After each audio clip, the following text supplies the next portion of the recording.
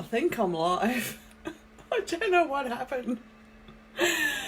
Good morning from beautiful Brisbane, Australia. My computer on my new computer isn't working, so we're going to do this a bit different today. If you're here, welcome. I didn't think I'd make it this morning, so I decided to do it on my phone and see how we go. So I want to share with you this morning some information about sexual abuse and consciousness, and we'll see how we go. Oh my goodness, it's been a big weekend. How's your weekend been? Let me know. My name's Linda. I'm a trauma recovery coach in Brisbane, Australia, and I love what I do. So be sure and let me know, what do you love to do? What do you really enjoy? And if you can't quite get there yet, that's okay too. Just think of, what would you like to do? If complex trauma wasn't interrupting your life, what would you like to do? Do you have a dream? Anyhow, let's talk about sexual abuse and our consciousness this morning, because it's very vital that we understand the different aspects of what happened for us. Now, it's not about the actual act itself, it's about what's happened internally for us. So especially when it happened in our childhood, like from a very, very young age. So as a child, we develop the ability to separate our mind, to separate our consciousness into different parts. Now, yes, that can extend into different disorders, okay, like disassociation, etc., etc. But I want to talk not from that deep perspective, but from the perspective of when we come into an awareness or into the stage of recovery where we can go, right, things aren't in an order in my life, and I'd like to be able to order it. And I want to look at where the different states of my mind are stopping me from putting day-to-day life into order. And it is from when we develop the different parts of our mind just to get through the overwhelm. So what can happen in our day-to-day life is our amygdala, our emotional center acts like a smoke alarm. So imagine we've got like this smoke alarm, this warning system sitting inside our mind, and it's constantly using all of our senses to scout what's happening around us for warning signals, okay? And then what happens then is we're wired into fight, flight, or freeze. And for a lot of us, we're wired into freeze, especially with sexual abuse, because as a child and being sexually abused, the adult is overpowering for us, okay? Oh, good morning, girls. Sorry, I'm just adapting as we go along. So as our smoke alarm sits there looking for, is there danger today? And we may not have danger in our day-to-day life as an adult, but so what does it look like, and why does the smoke alarm, keep going? Well, first of all, the smoke alarm keeps trying to register, is there danger, because that's how we've been wired in childhood. And then as an adult, we have already developed the different parts of our consciousness, so we need to go, right, what's happening for me? What can I do to overcome this? And what does this mean for me as an adult right now in my day-to-day life? And I became aware of this yesterday because, I bought a new to me computer, and everything transferred from my old one beautifully. Like literally, I didn't have to set up my mail. So you know what it's like when you get a new computer and it takes hours to set up, and that's okay. But some of that setup is normally you have to go in and reset your mail settings, put it all together. Well, so much. I didn't have to do hardly any of that. The biggest chunk of time was downloading Word, believe it or not. But it even transferred across everything that was on my desktop. Now, I want you to, when I'm talking about this, I want you to think of something in your life that normally would absolutely cause you to be stressed. So for some people, the stress is actually technology. Now, normally when I set up a computer, I'd be really on edge. So my smoke alarm would be wired and going off, like, what's going to go wrong? How am I going to manage this? And so on. So I have to change arms. My daughter's got my selfie stick attachment for the phone. So we'd be going, right, what am I going to do? How am I going to manage this? And without us knowing, the smoke alarm's going, wah, wah, wah. So that started to happen yesterday. And it started to happen because I forgot to get the password off the people I purchased the computer off. And but once we had the password, I went, everything else after that, I knew I could manage because I'd done the setup before. So, and it worked even more brilliantly this time than ever before. So when you're thinking about the situation in your day-to-day life that causes you this overwhelming stress, and for me, I get really stressed and angry because I get frustrated. And that was my normal reaction, okay? So where are you getting overwhelmed? Where are you getting stressed? And where is it shutting you down, okay? Because in particular with sexual abuse, it does wire into our parasympathetic and sympathetic nervous system, and we do end up on freeze, even though we can't feel it. And we lose hours at a time. So anyhow, once we got to the point where, okay, everything, it just like, even this morning I sat down and went, what have I got to do? Set my mail up. And next thing you know, it goes swing on the computer and it's like, oh, your mail's set up. We're just transferring everything across. And I'm like, wow. So what I did yesterday was I sat there and I went, okay, as we know, the camera didn't work on the computer and I've tried everything. And even this morning I tried something else and it still doesn't work. And I went, okay. I'm not going to worry about it because I know that I've got a good quality product and whatever it is, it'll be something simple. And every time my mind wanted to go into that high state of alert and go into shutdown and stress, I went, no.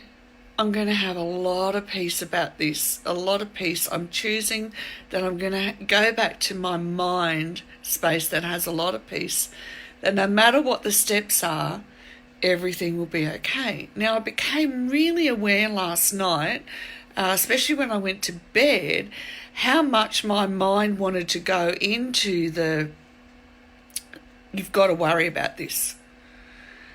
And I had to keep shifting it back to the peaceful state of consciousness. Now, the interesting thing that happened when I did that was the peaceful state was okay, but then the triggered state was like, didn't know peace. And then it was like, well, how do I manage peace? And then I went, no, I've just got to keep going back to the peace, going back to, it's like having a mindfulness practice, except that I'm choosing where my mind is going to go with all of this. And I went, oh my goodness, if I can, and the thing is we have to keep being able to do this, and we can't do it if we haven't trained ourselves to help our brain shift back into the prefrontal cortex. And that's what I do. This is why I'm so passionate about doing the trauma-informed movement, because we focus on our breath and being able to move our body. And as we do that, we're training our mind to come back to the moment as well. And so what I've been able to do is keep training my mind to come back to this moment and focus as well. We need this ability to focus. Pardon me.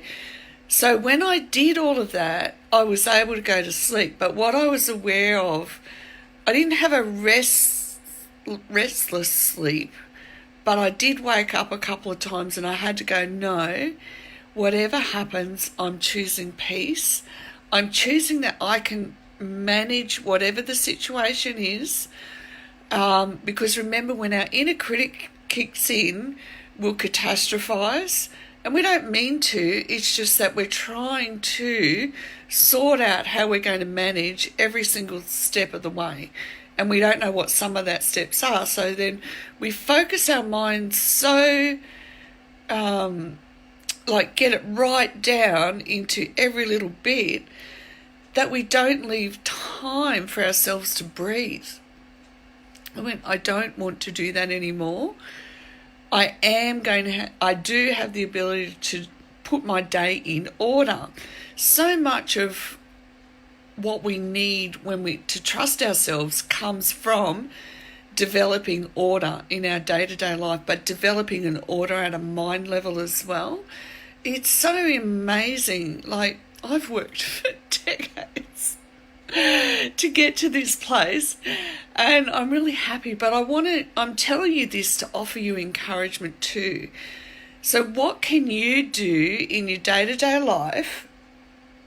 What can we do in order that you get to the space where you're able to get your supercomputer up here to slip back into that place of peace? Oh my goodness, I'm so sorry. My segue for the minute. My acupuncturist comes back tomorrow, and my nose, it's just driving me nuts, itchy.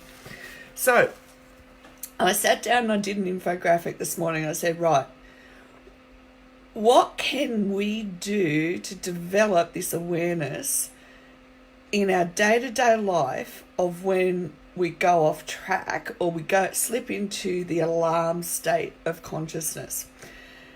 Okay, so what we want to do, and you can pick one of these, all right, just pick one to focus on, not all of them, just one.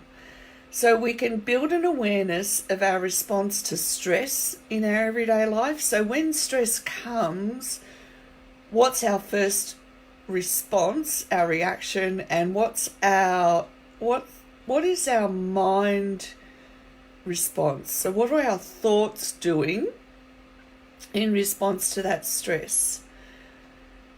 We can build an awareness of when we are trying to plan for every eventuality into the future. So we are literally trying to plan for every possible mistake that we might make, others might make, and everything in between, right? So build that awareness of when you're doing that. And believe me, I do. I've had to work hard to make sure that I'm just keep bringing back just today. I have this saying that I say to myself, no, stop, just today. Develop our ability to bring ourselves back to this moment. And we want to develop a level of trust in ourselves to make a decision.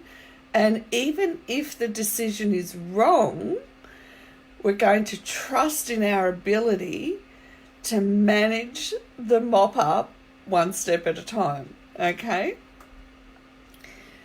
And this is the bit that I'm trusting in my ability to manage the mop up one step at a time. Whatever's wrong with the camera, I'm going to do it one step at a time.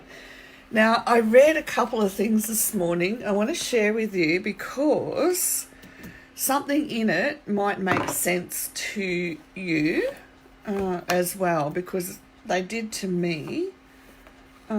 Sorry about this. I've got stuff all over my desk. Okay, so for those who are people of faith, Christians, I have this book. I don't know if you can see. It's called Jesus Calling, and it's by a lady called Sarah Young, and it's a devotional. And this is a lady who is American. She came to Australia. She just about lost everything with her health. So she ended up with things like chronic fatigue. I think it ended up being Lyme disease as well. But she's back in America now. But she wrote they're devotionals, and they're really heart-touching devotionals. This is my second year using the same book. So I want to read this to you, and don't think about it, but feel what happens for you in your heart. So, because it's called Jesus Calling, it's like conversations between her and God. So, I want you to be all mine, filled with the light of my presence. I'm wearing the wrong one. Sorry, wrong date. Next date. Okay. I mean, that's not what I read this morning. Okay. Rest in me, my child. Give your mind a break from planning and trying to anticipate what will happen.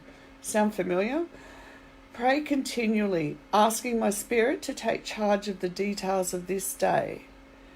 Remember that you are on a journey with me. When you try to peer into the future and plan for every possibility, you ignore your constant companion who sustains you moment by moment. As you gaze anxiously into the distance, you don't even feel the strong grip of my hand holding yours. How foolish you are, my child. Remembrance of me is a daily discipline. Never lose sight of my presence with you. This will keep you resting in me all day, every day. And when I read that this morning, I went, oh, that's so me, trying to plan for every eventuality. And we train ourselves to just stop. Now, if I can just pull up. Now, going totally to the other, let me just grab this book for you. Now,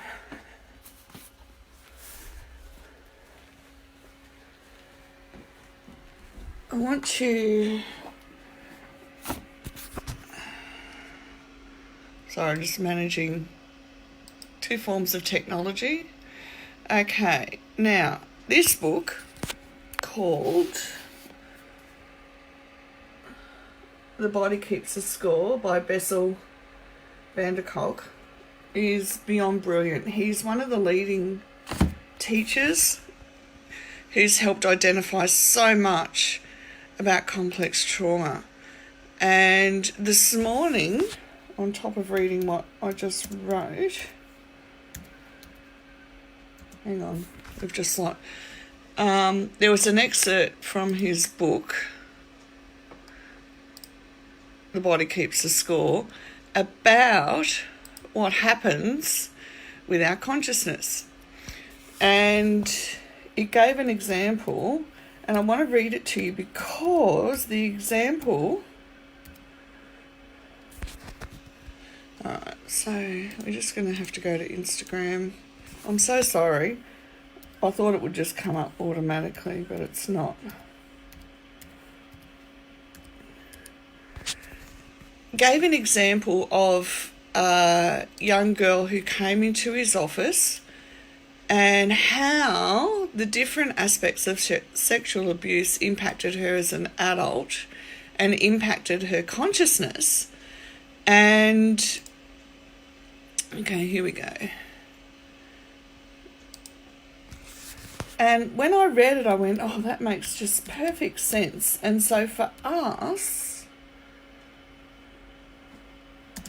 sorry, I do apologise. We're nearly there. Here we go. Okay, so this is an excerpt from his book. And if I can work out how to read it, here we go. Okay, because we can now identify the brain circuits involved in the alarm system, we know more or less what was happening in Annie's brain as she sat that first day in my waiting room. So Annie is an adult who's come to see him for help with her complex trauma. Her smoke detector, her amygdala, had been rewired to interpret certain situations as harbingers of life-threatening danger, and it was sending urgent signals to her survival brain to fight, freeze or flee. Annie had all these reactions simultaneously. So yeah, we do go through fight, flight and flee all at once. She was visibly agitated and mentally shut down.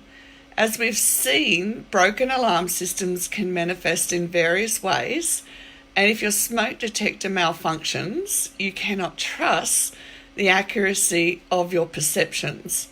And that's one thing when we do the trauma-informed movement, it helps get our perception back online, okay? So, for example, when Annie started to like me, she began to look forward to our meetings, but she would arrive at my office in intense panic. One day she had a flashback of feeling excited that her father was coming home soon, but later that evening he molested her. For the first time she realised that her mind automatically associated excitement about seeing someone she loved with the terror of being molested. Small children are particularly adept at compartmentalising experience, so that Annie's natural love for her father and her dread of his assaults were held in separate states of consciousness. As an adult, Annie blamed herself for her abuse because she believed that the loving, excited little girl she once was had led her father on, that she had brought the molestation upon herself. Her rational mind told her that this was nonsense, but this belief emanated from deep within her emotional survival brain, from the basic wiring of her limbic system. It would not change until she felt safe enough within her body to mindfully go back into that experience and truly know how that little girl had felt and acted during the abuse. Now, I want you to understand something that's really crucial here too.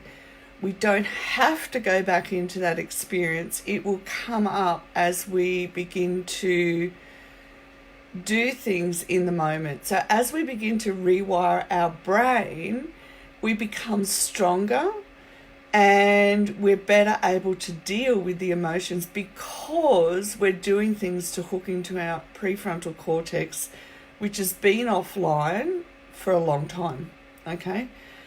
And yes, the emotions will come up, but we are able to manage them because we're an adult now. So we don't have to be afraid of them. So be aware if you're feeling afraid of doing something that you may be offline. How do we tell if our prefrontal cortex is disconnected from the limbic system? We can usually tell because we're mega stressed, but also we can tell because we can't put what we need to do day to day into an order, and oftentimes we lose vast tracts of time. I became aware that I was losing vast tracts of time, I think it was last year, I'm not sure, anyhow, recent times, and I wanted to know why. And it wasn't until I understood all of this information about what's happening at the neurobiological level that I realised that I was in the freeze state more often than not. And it's only been recently that I can actually feel the freeze state happening in my body. And it's what he said in that, what he wrote, that we have to be able to feel safe in our body to feel that freeze state as well. Okay, so we're not going to do it overnight. There is no way on God's green earth that we are going to be able to process everything that our body and our brain was wired to from childhood. It just doesn't happen. And we have to give ourselves some grace around that, all right? So if for today even you developed an awareness of time and you went, okay, at this time I want to do this, whatever it is that you've got to do today. So what I'm doing, I'm ordering my day according to what I need to get done and according to what work I need to focus on. And then what happens is when the focus goes away from that, then you're able to start looking at what I asked you earlier on is, can you build an awareness of your response to whatever the stress was that put you back into the fight, flight or freeze, or flee, as they say. I hope this information helps you today. I know it's a lot. I will have it all put together for you with questions in another book at the end of this week, and you can put the video together. I'll have the infographic for you. But I want to go through the what we can do list again so that you can just pick one. Now, when I do this, I want you to put your hand on your heart, and I want you to close your eyes while I talk, and I want you to feel which one of these. So we've got 4 points, only 4 points, and I want you to feel which one of these you want to focus on. And as soon as you feel which one that you want to focus on, write it down, okay? Because, let's face it, our short-term memory leaves a lot to be desired at times. Okay, you ready? So you got your hand on your heart. Okay, so build an awareness of our response to stress in our day-to-day life.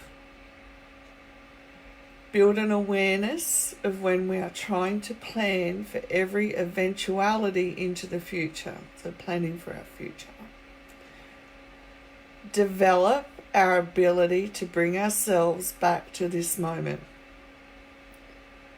Develop a level of trust in ourselves to make a decision, and even if the decision is wrong, we're going to trust in our ability to manage the mop up one part at a time. Okay, now just pick one, the one that you felt on your heart that you want to do. And if it's evening for you now, do it tomorrow. If it's day for you today, like me, then try and build that awareness into your day-to-day life. And I know you can do this, and I know you can do it one step at a time. And irrespective of whether I've got a camera tomorrow or not, I'll be back live in the morning with more information, and we'll go from there. And I look forward to hearing tomorrow morning what one you decided for you. And this video will be up on the Facebook page, so go back and re-listen to it if you need to. And let me know how you go tomorrow. Let me know what happens for you when you begin to do whichever one you felt that you wanted to do. Okay? Thanks for joining in, everyone. It was wonderful to have you join in this morning and be here.